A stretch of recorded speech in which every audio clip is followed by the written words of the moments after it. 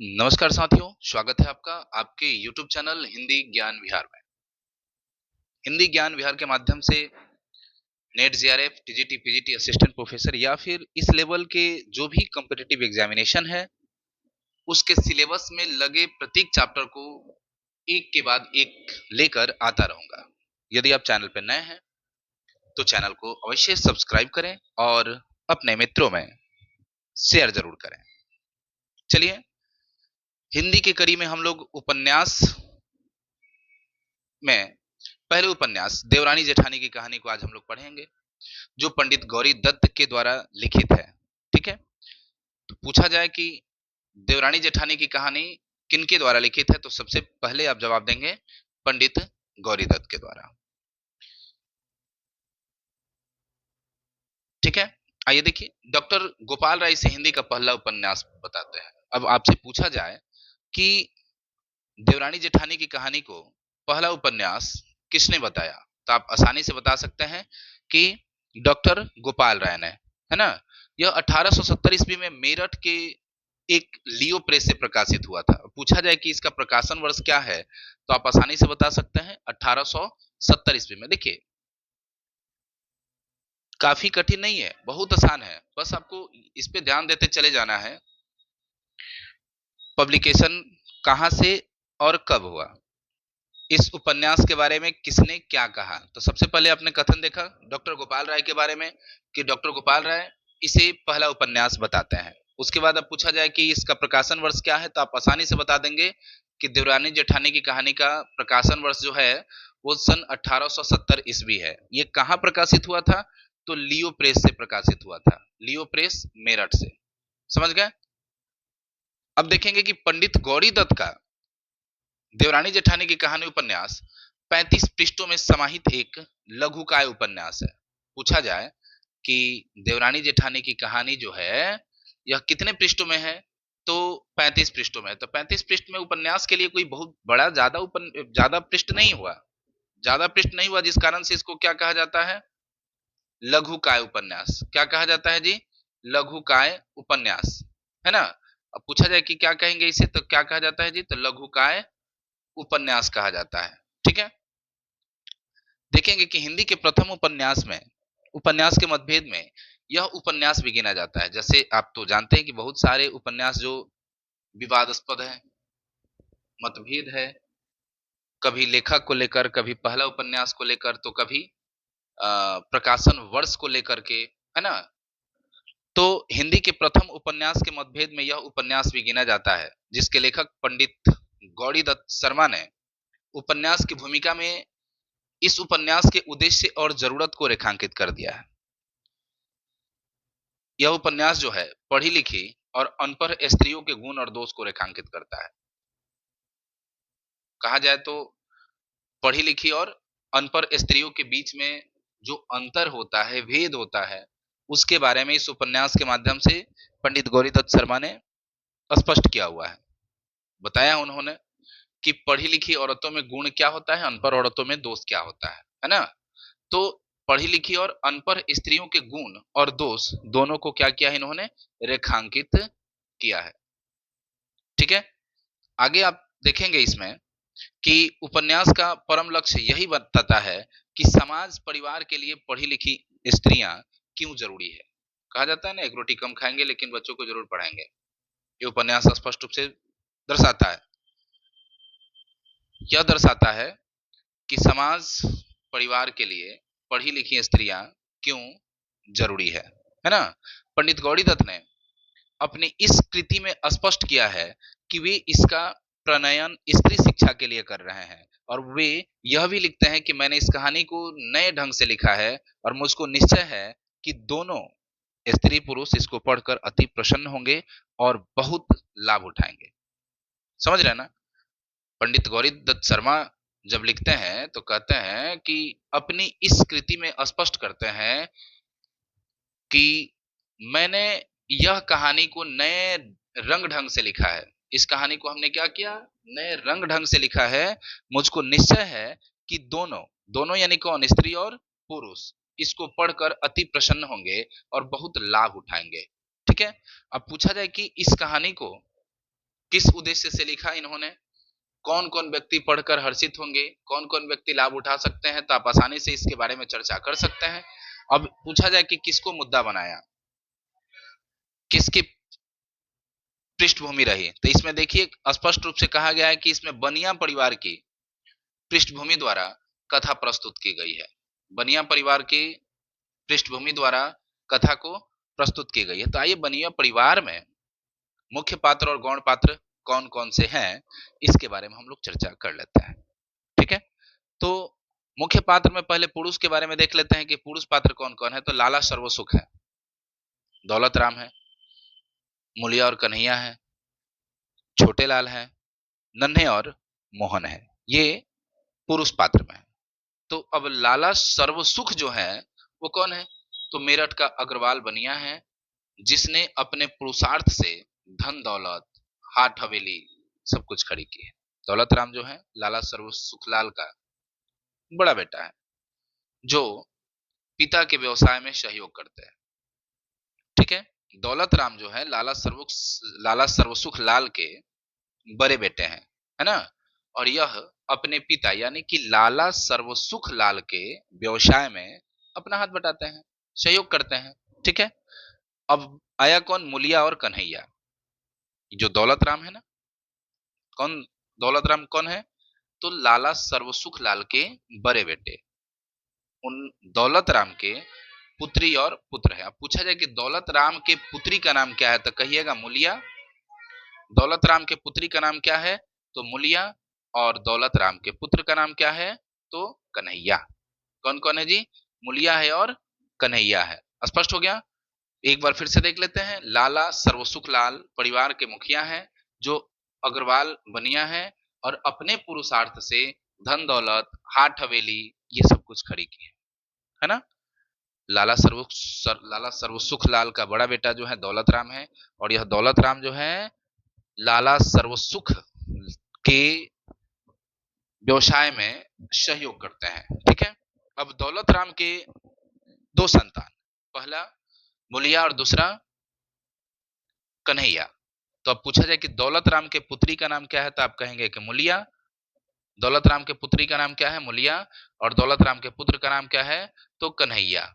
ठीक है, आगे बढ़ेंगे। छोटे लाल है ना, छोटे लाल, तो लाला जो सर्वसुख लाल है परिवार के मुखिया, उनका छोटा बेटा है। ये एक सरकारी कर्मचारी रहते हैं, रेलवे के दफ्तर में नौकरी करते हैं, है ना। नन्हे और मोहन छोटे लाल के क्रमशः बड़े और छोटे बेटे हैं। अब पूछा जाए कि छोटे लाल के कितने संतान, तो आप कहेंगे दो। एक है नन्हे और दूसरा है मोहन। एक है नन्हे और दूसरा कौन है, मोहन। तो पूछा जाए कि छोटे लाल के बड़े बेटे का नाम क्या है, तो कहेंगे नन्हे। छोटे लाल के बड़े बेटे का नाम क्या है, तो कहेंगे नन्हे। और छोटे बेटे का नाम क्या है, तो कहेंगे मोहन। इस पे विचार करना जरूरी है, इसको ध्यान रखेंगे, अदरवाइज एग्जामिनेशन में डाउट होने लगेगा। जो छोटा बेटा है उसका नाम है मोहन और बड़े बेटे का नाम है नन्हे। ठीक है, अब पूछा जाए कि लाला सर्वसुख लाल के परिवार में कौन कौन हो गए, तो दौलत राम हो गए बड़े बेटे और छोटे लाल हो गए छोटे बेटे, है ना। अब पूछा जाए कि दौलत राम के कितने संतान, तो दो, मुलिया और कन्हैया। पुत्री जो है बड़ी है उसका नाम मुलिया है, कन्हैया जो है वो पुत्र है जो छोटे हैं। छोटे लाल के दो संतान है ना, एक का नाम नन्हे और दूसरे का नाम मोहन। बड़े बेटे का नाम नन्हे है और छोटे बेटे का नाम मोहन है ना। ये पात्र को विशेष रूप से याद रखेंगे, क्योंकि पात्र बहुत पूछता है ना। चाहे मिलान करने में दे देता है, एक तरफ पात्र का नाम और एक तरफ उपन्यास या कहानी का नाम, और कहता है कि किस कहानी के ये पात्र है ना। चाहे कभी कभी संबंध को लेकर के भी मिलान करने के लिए दे देता है। ठीक है, आइए बढ़ते हैं आगे की तरफ। स्त्री पात्र को देखते हैं। अब किसको देखेंगे, स्त्री पात्र को। तो ये ज्ञानो है, ज्ञानो है। ज्ञानो कौन है जी, तो जेठानी। जेठानी का मतलब दो दयादिन में बड़ी वाली जो है वो जेठानी है ना। जेठानी कौन है, तो दौलत राम की पत्नी है और घर की जेठानी यानी कि बड़ी बहू है ना। यह अनपढ़ है और झगड़ालू प्रवृत्ति की है। चूंकि अनपढ़ है तो निश्चित रूप से झगड़ालू प्रवृत्ति की तो होनी चाहिए, है ना। अगर नहीं होती तो उसको अपवाद मान लिया जाता है। ठीक है, तो दौलत राम की पत्नी और घर की जेठानी कौन है, बड़ी बहू कौन, ज्ञानो। पूछा जाए कि लाला सर्वसुख लाल की बड़ी बहू का नाम क्या है, तब क्या जवाब देंगे? ज्ञानो। क्या जवाब देंगे? ज्ञानो। ज्ञानो कौन है जी? तो दौलत राम की पत्नी है। दौलत राम की पत्नी है, अनपढ़ है और झगड़ालू भी है ना। अब आपसे पूछा जाए कि बताइए कि मुलिया के माता का नाम क्या है, तो कहेंगे ज्ञानो। पूछा जाए कन्हैया के माता का नाम क्या है, तो क्या कहेंगे? ज्ञानो, क्योंकि दौलत राम और ज्ञानो के पुत्र पुत्री हैं, है ना। अगला पात्र में देखेंगे आनंदी, जो है देवरानी, यानी कि बड़ी बहू ज्ञानो और छोटी बहू जो है वो क्या है? आनंदी है ना, देवरानी। तो छोटे लाल की पत्नी, छोटे लाल क्या करते हैं जी? तो सरकारी कर्मचारी रहते हैं। और यह आनंदी जो है छोटेलाल की पत्नी, यह व्यवहार कुशल और विवेकशील स्त्री है। आनंदी जो है सुशिक्षित और गुणवान है। Just opposite. ज्ञानो पढ़ी लिखी नहीं है, झगड़ालू प्रवृत्ति के है। आनंदी पढ़ी लिखी है, व्यवहार कुशल है, विवेकशील स्त्री है और सुशिक्षित और गुणवान है। सुशिक्षित और गुणवान है। ठीक है, ये तो समझ गए। अब देखिए पार्वती। पार्वती जो है लाला सर्वसुख की बड़ी बेटी है और इसका शादी जो है दिल्ली में हुई है ना। पार्वती कौन है? तो लाला सर्वसुख के बड़ी बेटी है। इसकी शादी कहाँ हुई है? दिल्ली में हुई है ना। और एक है सुखदेई, सर्वसुख की छोटी बेटी। सुखदेई कौन है? सर्वसुख की छोटी बेटी। अब देखिए लाला सर्वसुख लाल के दो लड़के हो गए और दो लड़कियां। दो लड़के कौन कौन हो?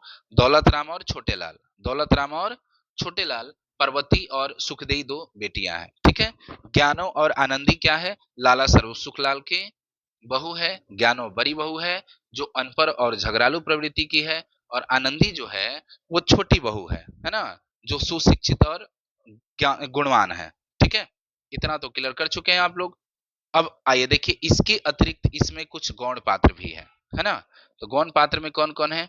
शिवदयाल है, ज्ञानचंद डूंगर, राम प्रसाद, भगवान दे, इसके बाद मिश्रानी, हरसहाय काबली, किरपी यानी कि एक बाल विधवा है किरपी, वंशीधर कबाड़ी, तहसीलदार है गंगाराम है, दिल्ला पांडे है, मुंशी टिकट नारायण है, इसके बाद लाला दीनदयाल है, इसके बाद कौन है? तो लाला बुलाकी दास, जो मदरसे में क्या है? एक नौकर है। ठीक है, तो ये सारा नाम भी याद रखना होगा। क्यों याद रखना होगा? क्योंकि मिलान में ये बार बार पूछ देता है कि किस उपन्यास के पात्र कौन कौन है। ठीक है, तो ये तो समझ गए कि क्या दर्शाया गया है इस उपन्यास में।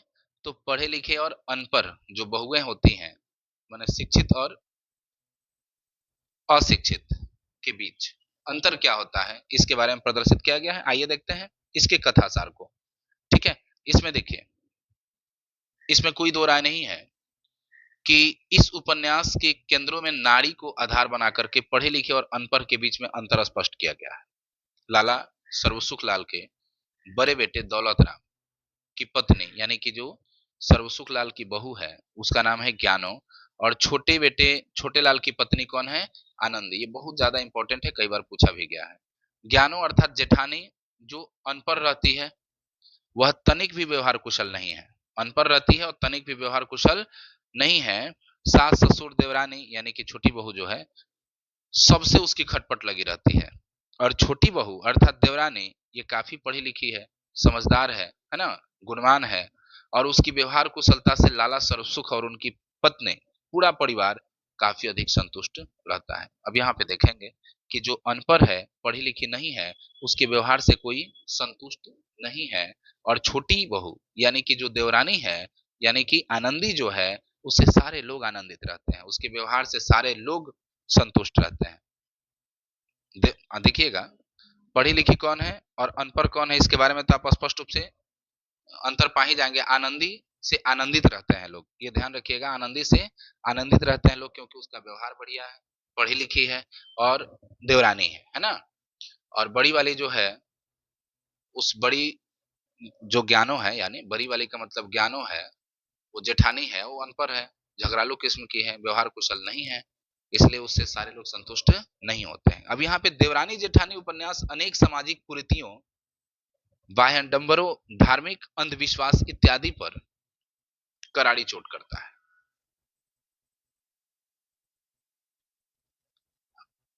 आभूषण प्रियता, विवाह में फिजूल खर्च, झाड़ फूंक इत्यादि की चर्चा हुई है।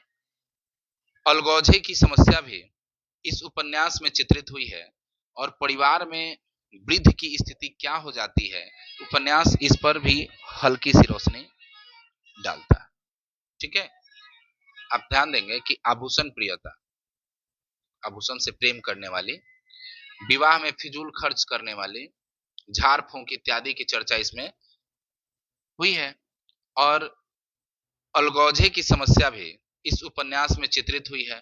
परिवार में वृद्ध की स्थिति क्या हो जाती है, उपन्यास इस पर भी हल्की सी रोशनी डालता है। आगे आप देखेंगे कि हिंदी के इस प्रथम माने जाने वाले उपन्यास की खास बात यह है कि इसमें लोक जीवन के चटक रंगों का सुंदर प्रयोग किया गया है। लोक जीवन का चटक रंगों का सुंदर प्रयोग किया गया है ना।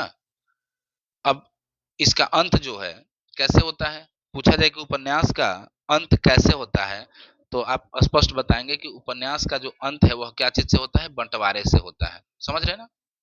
देखिए, बंटवारा, झगड़ा, ये सारा चीज। अभी मैं झाड़ फूंक की बात करूं, जैसे पढ़े लिखे लोग क्या करते हैं कि अगर कोई बीमारी हुआ, किसी व्यक्ति को कोई कुछ भी बीमारी हुई, तो वो डॉक्टर के पास ले जाते हैं इलाज कराने के लिए। लेकिन अनपढ़ लोग क्या करते हैं कि इसे झाड़ फूंक कराते हैं। झाड़ फूंक कराने के चक्कर में रोग और बढ़ जाता है। रोग साफ हो ना हो, रोगी जरूर साफ हो जाता है। ठीक है।